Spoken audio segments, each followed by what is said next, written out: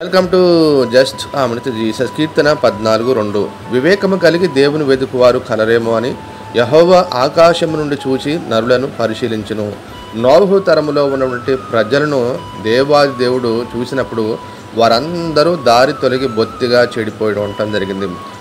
లోకానుసారంగా, శరీరానుసారంగా, ఇష్టానుసారంగా వారు తినుచు త్రాగుతూ సుఖిస్తున్నప్పుడు ఆ యొక్క జలప్రళయం వచ్చినప్పుడు నోహు కుటుంబం తప్ప ఆ తరమ మొత్తం కూడా నాశనం కావటం జరిగింది. కానీ విగ్రహారాధన సంబంధమైన కుటుంబం నుంచి, బొమ్మల వ్యాపార కుటుంబం నుంచి అబ్రహాము వచ్చాడు, నిజమైన దేవుని వెతికాడు, దేవుడు తాను ప్రత్యక్షపరచుకోవటం జరిగింది.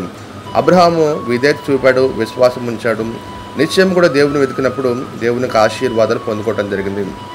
సాధు సుందర్ సింగ్ గారు కూడా నిజమైన దేవుని వెతికాడు, యేసుక్రీస్తు ప్రభు తాను ప్రత్యక్షపరచుకోవడం జరిగింది. 105వ కీర్తన 4వ వచనంలో యెహోవాను వెతుకుడి, ఆయన బలమును వెతుకుడి, ఆయన సన్నిధిని నిత్యం వెతుకుడి అని బైబిల్ బోధిస్తూ ఉంది.